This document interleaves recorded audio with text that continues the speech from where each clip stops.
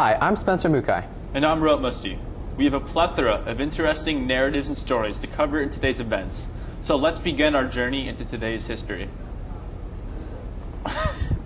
8 days ago, UC student Brogan Dooley suddenly went missing. Countless volunteers have assisted in the lookout for this student with Facebook pages and Twitter posts, but still nothing. His name was even trending on Twitter to get other people on the lookout. The family has now asked that volunteers stop looking for him because the FBI is now starting to get involved with the situation. They're still searching for the student and trying to find out what happened to him. India has recently held its annual elections. For a country claiming to be the world's largest democracy, it has certainly been troubled with political turmoil. Narendra Modi became India's Prime Minister on Monday, after winning a decisive victory at the election polls as they closed. Many believe that it's the beginning of a new era, as he promises to help save the economy. Thousands of people have recently participated in the Free Store Food Bank's Hunger Walk and 5K. 5,310 people participated in this 11th annual event. The start of this 5K was on East Pete Rose Way. Jacob Hanser from Falmouth was the first man to cross the finish line, and Pauline O'Brien from Montgomery was the first woman. This fundraiser assists more than 275 nonprofit agencies, including food pantries and soup kitchens in 20 local counties. Speaking of athletics, sports, and physical activities, check out these clips. Thanks, bros. Let's talk sports. In national news, a Californian thoroughbred, California Chrome, is looking to complete the Triple Crown win at the Belmont Stakes. Chrome was the favorite in the 140th Kentucky Derby, where he took home first place. Let's take a look at how he overcame the other horses. And California Chrome makes his move for the lead. It is California Chrome. On the outside, Samrat runs at him with the 8 pole. California Chrome is pulling away. California Chrome into the final furlong. He's got a 5-length lead on his competition. It is California Chrome in front. And from the back of the pack on the outside, Commanding Curve is taken second. But California Chrome shines bright in the Kentucky Derby. Commanding Curve was second, and then came Danza in third. The final Chrome time. followed the Kentucky Derby win with another first-place finish at the Preakness Stakes 2 weekends ago, giving him the opportunity to be the first horse since 1978 to win the 3 biggest horse races events in a row, thus completing the sacred Triple Crown. Make sure to watch NBC on June 7th to tune into the Belmont Stakes for a chance to witness history. The LA Clippers owner, Don Sterling, has lost ownership of the team for racial comments while talking with his girlfriend, Vivian Stiviano. Sterling was upset that Vivian took a picture with Magic Johnson and put it on a picture-sharing app called Instagram. His girlfriend recorded the phone call. In the call, Donald would go on to say that she was to publicize her relations with people of color. He also went on to say that Vivian was not allowed to bring people of color to his games. In European news, the Citizens of Manchester wrapped up their Premier League season last Sunday with a huge victory over West Ham United. This victory brought their season total to 86 points, 2 more than Liverpool's 84, leaving them the 2013-2014 Premier League champions. A first-half sensational strike by Samir Nasri gave Manchester City the lead. The French international had one of the best seasons of his life, but was still left out of the French World Cup team due to some incidents with the manager. Many other City players will be featured in this summer's tournament in Rio. Fernandinho, a defensive midfielder for the club, will play in his home country and attempt to raise the most prized trophy. Among Fernandinho, City captain Vincent Kompany will lead Belgium.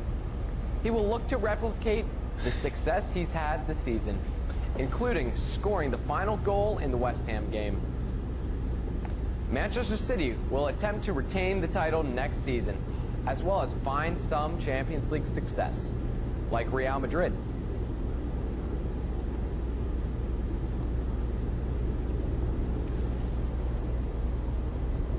Ever since the earliest 20th century, when King Alfonso III gave the Madrid football team the royal name, Real Madrid. They've been one of the most prestigious clubs in all of Europe. I'm Otto Ackerman for IHTN News, reporting on Real Madrid's hunt for success this year. Real Madrid won the domestic Spanish Cup in early April to give them their first trophy. This was given to them after a spectacular individual effort, coming off the boots of Gareth Bale.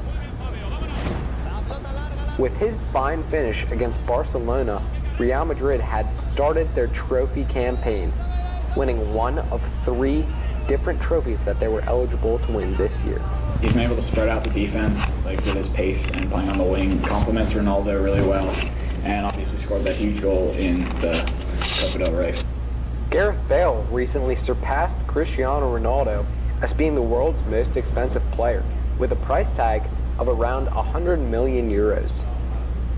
Coming to such a massive club like Madrid, it's important to win trophies. The most important thing is we don't get too ahead of ourselves, take each game as it comes, but every tournament we're in we believe we can win, and that's what we're going to try and do. It was a great experience for me in my first real proper final, and obviously a great result, and everybody's happy.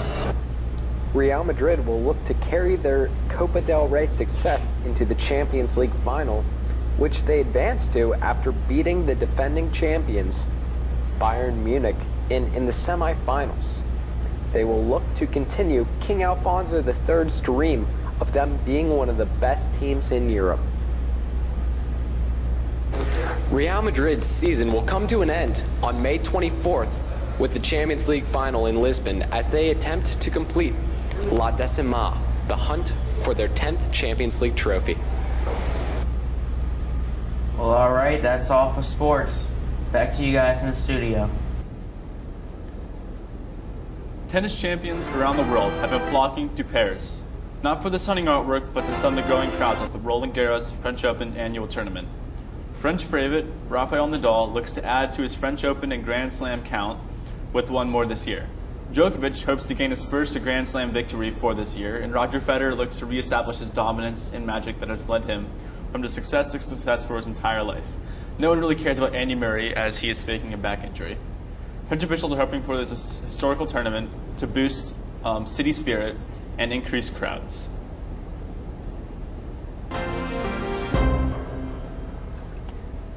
Hi, I'm Ruben Musti, and I'm reporting on Roger Federer's recent success on the ATP World Tour. Roger Federer has won over 70 career titles and 17 Grand Slam titles. He won his first Grand Slam in 1998 and has since then been plagued by challengers like Rafa Nadal and Novak Djokovic. Roger Federer has a great sense of humor and has recently started a family with his wife Mirka. He has a multi-dimensional personality and is always a joy to be around. What is your opinion on Roger Federer? My opinion on Roger Federer is that he is a very good player. He plays a really consistent style of tennis, and I feel that overall he is more conditioned and a better athlete than most of the other players on the current tour. Thank you. Your opinion on Roger Federer? He's up there. He's definitely one of the best players in the world. However, I think Nadal is an up-and-comer, and he's going to take him out eventually. Well, Roger is someone that I've sat back and watched him do great things in the sport. I think he does with a lot of class. And now that I've gotten to know Roger quite well, over the past couple of years, we spent a week in Asia and had a great time, and sort of saw a different side to Roger that a lot of people don't see. He's sort of he's good-hearted, he's funny, he's sarcastic, and we've developed a pretty good friendship. And look at it and as sort of fortunate that we're not playing at the same time, because if we were, I don't think we'd be good friends. I mean, we'd be friends, but not that close. So we spent some time in LA and had some fun, and got to know his wife Mirka and his 2 kids. And so he's a good man, and he's a great sportsman. He does everything well, handles himself well off the court, and he's a credit to the sport.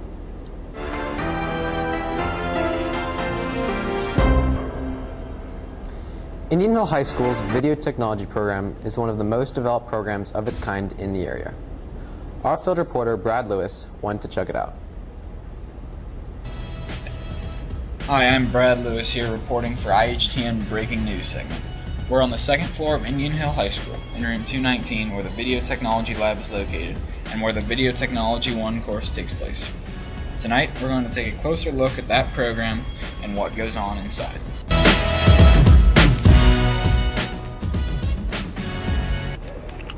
I'm here in the impressive Indian Hill High School Video Technology Studio, where a lot of the Video Technology 1 class takes place. Here the students have a green screen and 2 different sets and a lot of state-of-the-art technology that they can use to record themselves and make a lot of different kinds of videos. We interviewed the teacher and some students to hear their thoughts about the class. My role in Video Technology 1 is to lead the students into a new multimedia horizon. Well, as I got into the course, it got more and more fun, and I thought, I'm not just doing this for credit anymore, you know. It started getting more and more fun as we got into the studio and started exploring new things like the chroma key and the green screen. The Video Tech course is a relatively recent one at Indian Hill High School, but it is starting to gain a lot of popularity among the students. Students in the course make a variety of different videos using some of the newest technology on the market, both their own and provided by the school. Class projects include single and dual anchor news reports, a weather report, a public service announcement, and more. After their project is completed, they can use the editing lab as well as their own computers to put together the final cut of their project. This program has generated a lot of success over the years, and it serves as a precursor to Bravesbeat, which is the school's weekly news report. As you can see, the Video Tech course is one of the premier programs at Indian Hill High School, where students will combine impressive technology with impressive knowledge of how to use it to make professional quality videos. Hopefully more schools around the area will follow suit and introduce a program just like this. Back to you in the studio. Organizers have recently started planning Northern Kentucky's first half marathon as a link between Memorial Day and Veterans Day. This first Honor Run half marathon will be Veterans Day weekend, and the money raised will be donated to Honor Flight Tri-State. This is the organization that flies veterans to D.C. to visit the nation's memorials to their service. The half marathon will start and finish at the Kentucky Florence Yall Water Tower.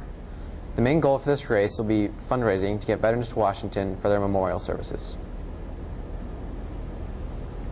Let's take a short break and watch some stunning commercials.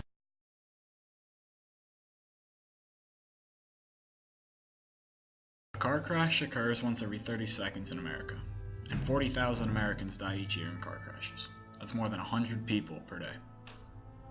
One way to lower the fatality rate of crashes is to wear your seatbelt. Let's look at the effects of a crash with and without a seatbelt. Without a seatbelt, the driver's head crashes through the windshield. With a seatbelt, the injuries appear much less severe. Seatbelts are shown to reduce the risk of fatal injuries to front seat passengers by 45%. Simply put, seatbelts save lives. Wear one.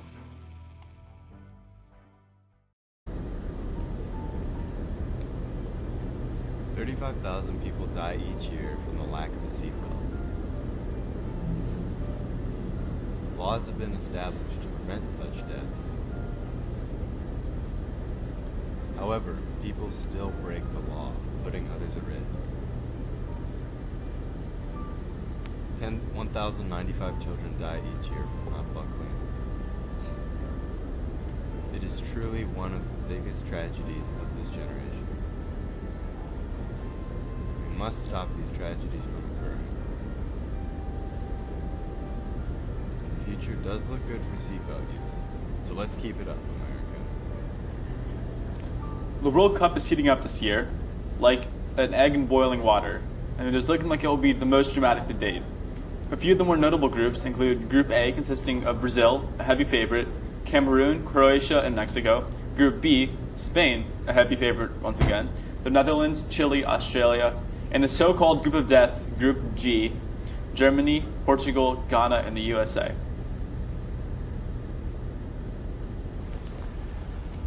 2014 looks to be a promising year in entertainment, with new shows and highly anticipated movie sequels slated to premiere, all in addition to great entertainment already out there. Brad Lewis is here to tell you more. Brad.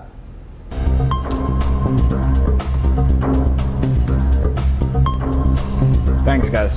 Today we've got some really interesting stories in the entertainment world for you, so let's take a look.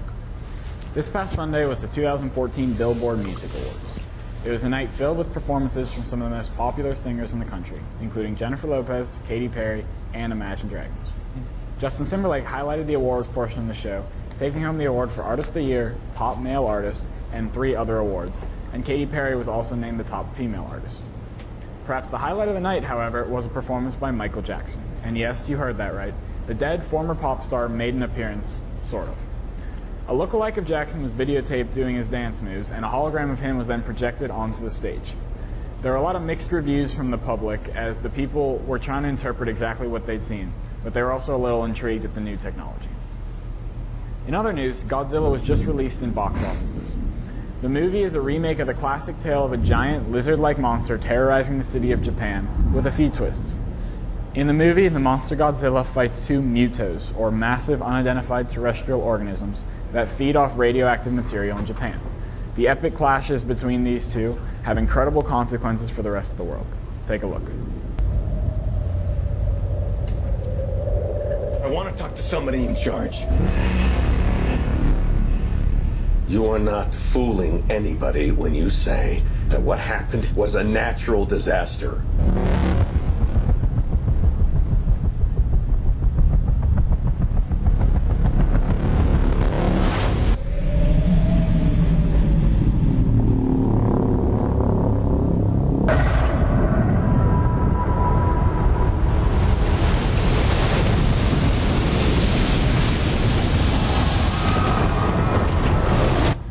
God help us all.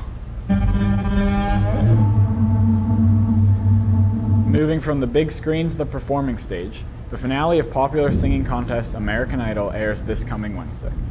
The judges and the American people have voted and narrowed down a list of hundreds of thousands of contestants to just two. Caleb Johnson and Gina Irene are the final two singers who will compete on Wednesday night for the grand prize of a recording contract. The finale will include performances from Aloe Black, Kiss, Lady Antebellum, Philip Phillips, and more, and on Thursday night, the winner, as voted by the American people, will be announced. That's all we've got for you today. Thanks for watching. Back to you in the studio. That wraps up our local and global news. Now for the weather with Durham Colohan.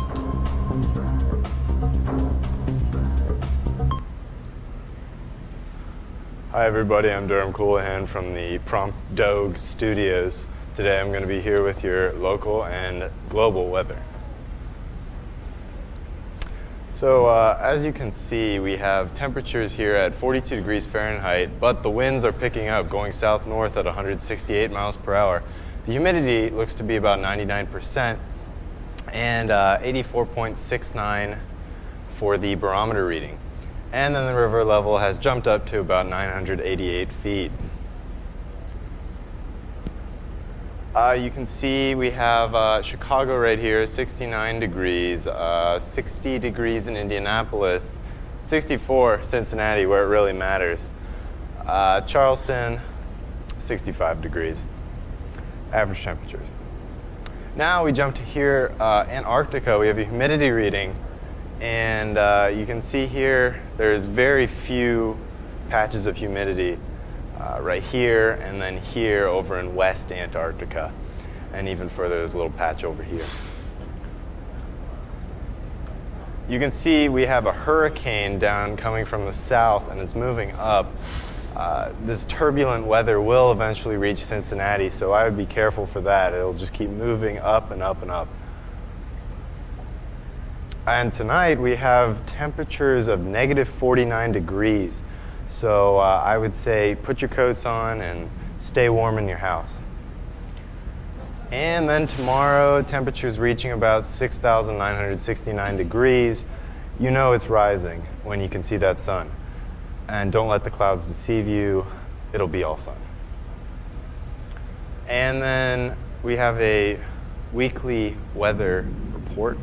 And you can see that 6,969 degree temperatures with a low of 20. And then tomorrow, Thursday, it looks like the end of the world, 1,250 degrees as a high and 1,147 degrees as a low. 30 degrees on Friday, 10 degrees as a low. It's cooling down a little. And then it jumps back up to 70 and a low of 35. So 48, 47. That's your weekly weather. And I'm Durham Colohan from Prompt Dog Studios. Thank you. That's all we've got for you today. For Musti and our entire crew, I'm Spencer Mukai. Have a good night.